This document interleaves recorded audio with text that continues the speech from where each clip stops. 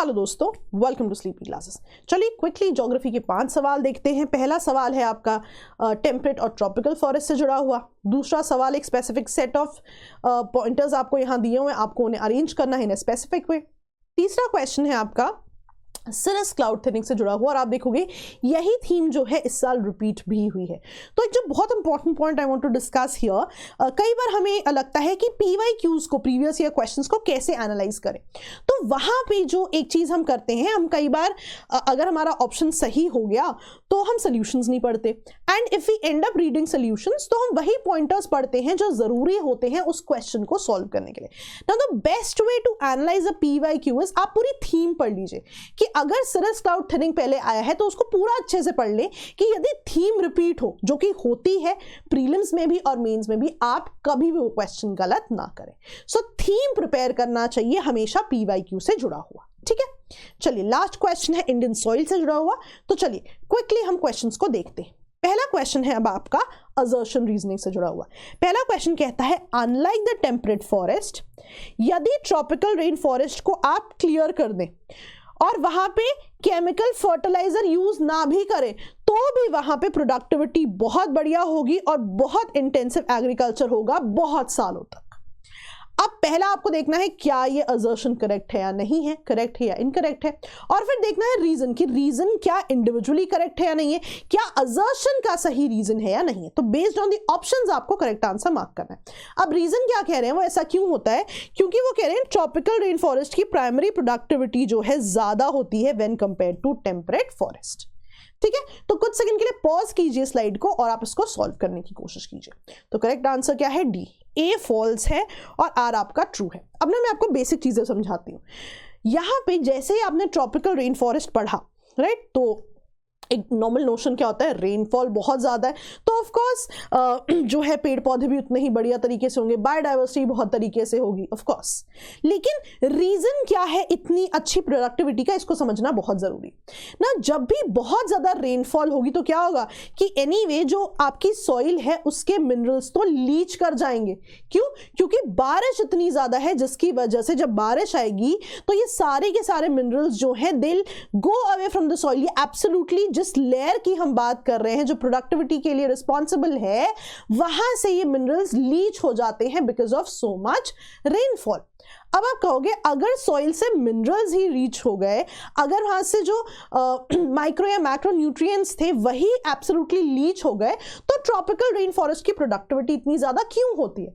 अब इसको ध्यान से समझना, मैं आपको बहुत अच्छा एग्जांपल देती हूँ। अब ना ये जो टेम्परेचर है, यहाँ पे जो रेन फॉरेस्ट का टेम्परेचर होता है, इक्वेटोरियल जोन्स का फॉर एग्जाम्पल अगर टेम्परेचर होता है, they are very ideal for bacterial growth. तो होता क्या है कि मान लो आप कोई प्लांट है वहां पे, है ना, अब प्लांट से जो भी लीव्स गिरते हैं, जो भी ऑर्गेनिक मैटर वहां सॉइल में गिरता है, जब उस पर बैक्टीरियल एक्टिविटी बहुत ज्यादा होती है, बैक्टीरिया उस पर एक्ट करता है, तो वहां पे इन चीजों से ऑर्गेनिक मैटर बन जाता है जिसे आप ह्यूमस भी कहते हो। तो due to this humus, due to this organic matter, जो वहां पे गिरा हुआ जो ऑर्गेनिक मैटर होता है in terms of for example leaves, उन पे जब बैक्टीरिया एक्ट करता है उनसे यहाँ पे वो ऑर्गेनिक मैटर बनता है, और वो ऑर्गेनिक मैटर जो है रिस्पॉन्सिबल होता है कि यहां पे प्राइमरी प्रोडक्टिविटी बहुत ज्यादा होती है।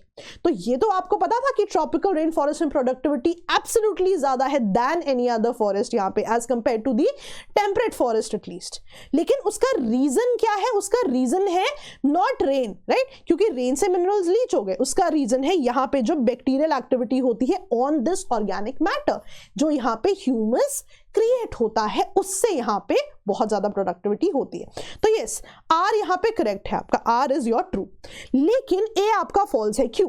क्योंकि ट्रॉपिकल रेन फॉरेस्ट में इतनी रेनफॉल की वजह से एनीवे न्यूट्रिएंट्स ने लीच हो जाना है। अब अगर ट्रॉपिकल रेन फॉरेस्ट को आपने क्लियर कर दिया कि जो पत्ते जब जमीन पे गिर रहे थे उससे ऑर्गेनिक मैटर बनता, अब वो पत्ते भी कम एग्जिस्ट कर रहे हैं ना, क्योंकि आपने फॉरेस्ट को क्लियर कर दिया, तो अब तो कोई रीजन ही नहीं बचा वहां पे बहुत ज्यादा न्यूट्रिएंट्स के होने का। तो वहां पे हमें न्यूट्रिएंट्स को एक्सटर्नली अप्लाई करना पड़ेगा अगर वहां पे हमें प्रोडक्टिविटी बढ़ानी है। और हम न्यूट्रिएंट्स को एक्सटर्नली कैसे अप्लाई करेंगे, with the help of chemical fertilizer. तो फर्टिलाइजर आपको यूज करना ही पड़ेगा अगर आपने ट्रॉपिकल रेन फॉरेस्ट को क्लियर कर दिया है और आपको वहां पे बढ़िया एग्रीकल्चर कराना है। इसीलिए आपका असर्शन रॉन्ग है, लेकिन आपका आर ट्रू है इंडिविजुअली, राइट? ठीक है, चलो नेक्स्ट क्वेश्चन पे आते हैं। आपको जो है अरेंज करना है, ये पोर्ट्स दिए गए हैं यहाँ पे, इनको नॉर्थवर्ड फ्रॉम साउथ, यानी कि साउथ से नॉर्थ की तरफ आपने अरेंज करना है। तो यहाँ पे करेक्ट आंसर क्या है? बी। मैं आपको दिखाती भी हूं, Tuticorin, Ennore, Marmagao and JNPT from south to north. आप देखो, तूतीकोरिन, एनोर, मर्मागांव एंड जेएनपीटी। ठीक है जी, चलिए तो आज जाके आप अपने सारे पोर्ट्स को जरूर जो है प्रिपेयर कर लें। ठीक है, चलिए थर्ड क्वेश्चन देखते हैं। थर्ड क्वेश्चन आप देखिए सिरस क्लाउड थिनिंग से जुड़ा हुआ है, और आप देखोगे कि यही थीम इस साल जो है रिपीट भी हुई है। मैंने आपको समझाती हूँ कि सिरस क्लाउड थिनिंग होती क्या है, पर आप सबसे पहले आंसर करने की कोशिश कीजिए कि सिरस क्लाउड थिनिंग जो है वो क्या इनमें से जो है करती है, और आपका आंसर क्या है? ग्लोबल वार्मिंग को रिड्यूस करती है।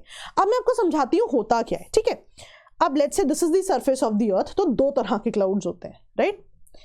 दो तरह के कैसे cloud? Based on the altitude, कुछ आपके लो क्लाउड्स होते हैं, कुछ आपके हाई क्लाउड्स होते हैं।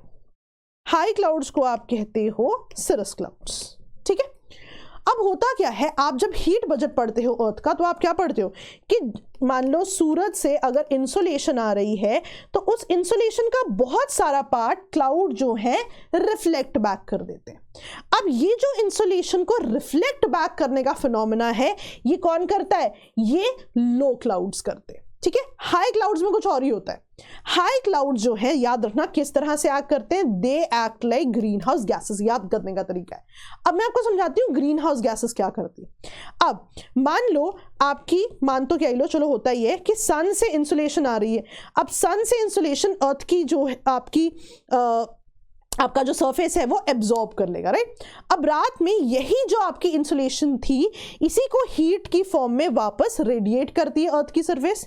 ये जो हीट रेडिएट होती है, इसको आप कहते हो टेरेस्ट्रियल रेडिएशन, राइट? और आपने पढ़ा भी होगा, इसको आप लॉन्ग वेव रेडिएशन भी कहते हो। ठीक है, अब होता क्या है, जब रात को अर्थ लॉन्ग वेव रेडिएशन रेडिएट करती है, यहां पे बहुत सारी गैसेस होती हैं जिनको आप कहते हो ग्रीन हाउस गैसेस। तो ग्रीन हाउस गैसेस की टेंडेंसी क्या है, जब तो इंसुलेशन आ रही होती है तब तो ये इसको एब्जॉर्ब नहीं करते, लेकिन जब ये इंसुलेशन लॉन्ग वेव रेडिएशन की फॉर्म में वापस आ रही होती है, तब ये ग्रीन हाउस गैसेस इसको एब्जॉर्ब कर लेती हैं। और एब्जॉर्ब करने से क्या होगा, जितनी ज्यादा ग्रीन हाउस गैसेस होंगी, जितना इस हीट को एब्जॉर्ब करेंगी, उतना ही आपके आसपास क्या होगा, वार्मिंग बढ़ेगी। इसलिए आप कहते हो कि ग्रीन हाउस गैसेस जो हैं आपकी ग्लोबल वार्मिंग को बढ़ाएंगी जितनी ज्यादा होंगी। जब सन से इंसुलेशन आती है, तो आप उसको कहते हो शॉर्ट वेव रेडिएशन। तो होता क्या है, greenhouse gas is transparent to short wave radiation, उसको आने देती है। लेकिन जब अर्थ की सरफेस से ये terrestrial radiation long wave radiation की फॉर्म में जाएगी, ग्रीन हाउस गैस इसको एब्जॉर्ब कर लेगी and it will cause heating. Now the same thing happens with high clouds और सिरस क्लाउड्स। जब आपकी शॉर्ट वेव रेडिएशन आ रही होती है, शॉर्ट वेव रेडिएशन आ रही होती है सन से, ये जो है उसके लिए ट्रांसपेरेंट है, वापस आ जाएंगे। बट अब जब लॉन्ग वेव रेडिएशन की फॉर्म में जब आपकी वापस जा रही होती है जो आपकी रेडिएशंस है, तब ये सिरस क्लाउड्स, तब ये हाई क्लाउड्स उसको एब्जॉर्ब कर लेते हैं। अब क्या होगा, जितने ज्यादा हाई क्लाउड्स होंगे उतनी ही ज्यादा एब्जॉर्प्शन होगी, उतनी ही ज्यादा आपकी वार्मिंग बढ़ेगी। इसीलिए एक जियो इंजीनियरिंग टेक्निक, राइट, एक जियो इंजीनियरिंग टेक्निक जो है थियोरेटिकली प्रपोज की जा रही है कि प्रॉब्लम क्या है कि जितनी ज्यादा सिरस क्लाउड्स होंगे उतनी ही रेडिएशन को लेके एब्जॉर्ब करेंगे। कोई नहीं, इनकी थिनिंग कर देते हैं। जितने थिन होंगे ये, जितने कम होंगे, राइट, उतना क्या होगा, उतना ये कम रेडिएशन को एब्जॉर्ब करेंगे। और जितना कम रेडिएशन को एब्जॉर्ब करेंगे, जितनी कम वार्मिंग करेंगे, वो क्या है, डेफिनेटली कंसिडर किया जाता है वो बेटर है एनवायरनमेंट के लिए, क्योंकि वो ग्लोबल वार्मिंग को क्या करेगी, रिड्यूस करेगी। तो ध्यान रखना, ये थियोरेटिकल कॉन्सेप्ट है कि अगर इन सिरस क्लाउड्स की हम थिनिंग कर देते हैं, उस समय पे क्या होगा, now they will not absorb as much heated radiation, और उससे क्या होगा, ग्लोबल वार्मिंग रिड्यूस हो जाएगी। ठीक है, समझ में आया। अब इसी थीम को याद रखें अगर हम अगला क्वेश्चन सॉल्व करें। अगला क्वेश्चन देखिए, हाई क्लाउड्स और लो क्लाउड्स की बात करता है। पहला पॉइंट कह रहा है high clouds primarily reflect solar radiation, right. अब हाई क्लाउड्स क्या सोलर रेडिएशन को रिफ्लेक्ट कर रहे थे? नहीं, हाई क्लाउड्स तो उनको आने दे रहे थे। हाई क्लाउड्स तो बाद में रेडिएशन को जो है एब्जॉर्ब करते हैं, उनको रिफ्लेक्ट बैक कौन कर रहे थे? लो क्लाउड्स कर रहे थे। तो हाई क्लाउड्स जी रिफ्लेक्ट नहीं करते, पहला ऑप्शन तो ऑलरेडी गलत है आपका। और सेकंड ऑप्शन देखिए, लो क्लाउड्स के बारे में कह रहे हैं कि वो एब्जॉर्ब करते हैं अर्थ के सरफेस से जो रेडिएशंस आती हैं और वार्म करते हैं। एब्सोल्युटली नहीं, राइट। वार्मिंग करना, राइट, वार्मिंग करना और एब्जॉर्ब करना किसका ऑब्जेक्टिव था? वो तो हाई क्लाउड्स का ऑब्जेक्टिव था। तो बेसिकली ये इन्होंने ऑप्शंस क्या किए हुए हैं? उल्टे किए हुए हैं। तो आपका आंसर क्या है? Neither one nor to.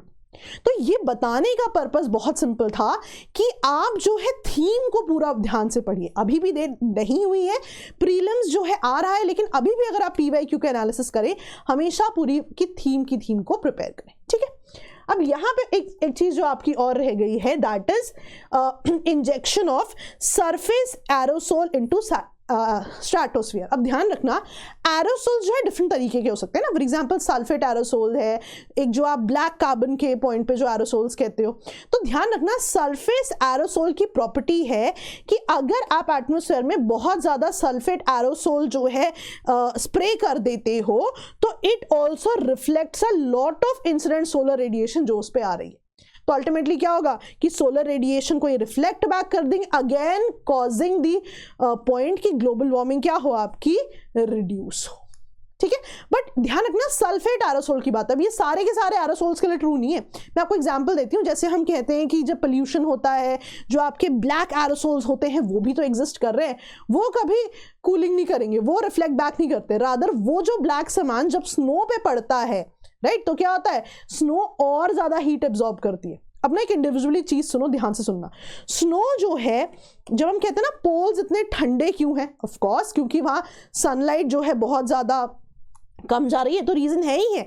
लेकिन एक बहुत इंपॉर्टेंट चीज क्या है, स्नो का जो एल्बिडो है वो बहुत ज्यादा है। इसका मतलब है कि जितनी भी उस पर इंसिडेंट सोलर रेडिएशन होगी, बहुत ज्यादा वो रिफ्लेक्ट बैक कर देती है। अब जब ये ब्लैक पार्टिकल्स पोल्यूशन की वजह से जो आते हैं उस पर इकट्ठे हो जाते हैं, तो क्या होता है, उनकी टेंडेंसी कुछ और है। वो क्या करते हैं, हीट को करते हैं एब्जॉर्ब। तो क्या होता है, अब इस स्नो में हीट एब्जॉर्ब हो जाएगी क्योंकि इसके ऊपर एक लेयर आ चुकी है उन ब्लैक पार्टिकल्स की।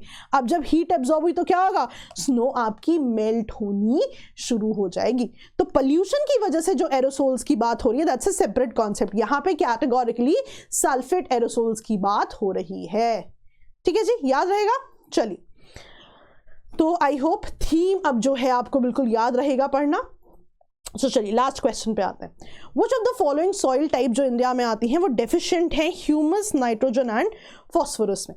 अब यहां पे ध्यान रखना, बिल्कुल एलिमिनेशन से आपका आंसर होगा। मान लो आपको नहीं भी आता है ना, तो पहले करेक्ट आंसर देख लेते हैं। करेक्ट आंसर है ओनली 1 and 2।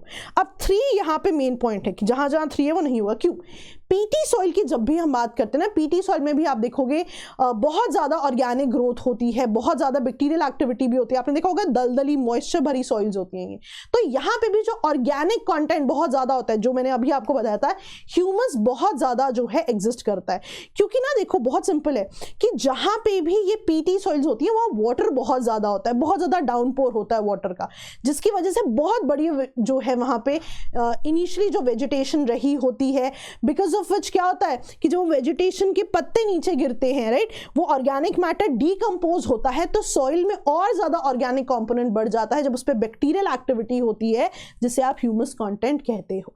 इसीलिए आप देखोगे पीटी सॉइल में बहुत ज्यादा ह्यूमस कंटेंट होता है। और क्वेश्चन क्या पूछता है, इनमें से क्या डेफिशिएंट है? तो अगर आप पीटी सॉइल वाला एक ऑप्शन देखते तो आपको पता लगता कि वो कभी भी ह्यूमस डेफिशिएंट नहीं होंगी, बिकॉज वहां पे हमेशा ही ऑर्गेनिक एक्टिविटी बहुत ज्यादा होती रहेगी। इसीलिए आपका करेक्ट आंसर क्या है, जिसमें भी 3 नहीं हुआ, व्हिच इज 1 and 2 ओनली। ठीक है जी, तो that was all for the day. ऐसी ही कुछ चीज़ों के साथ आपसे मिलते रहेंगे। आई होप आपकी प्रिपरेशन में कुछ कंट्रीब्यूट कर पा रहे हैं हम। तो thank you all who are attending the crash course, और आप भी हमारे जितनी उतनी ही पढ़ाई कर रहे हैं। All those people who want to still get associated with it, आपके पास अभी भी समय है, रिकॉर्डेड लेक्चर्स का एक्सेस आपको मिल जाएगा। तो ऐसे ही कुछ चीज़ों के साथ आपके पढ़ाई में कंट्रीब्यूट करते रहेंगे। ऑल द बेस्ट दोस्तों, बाय बाय।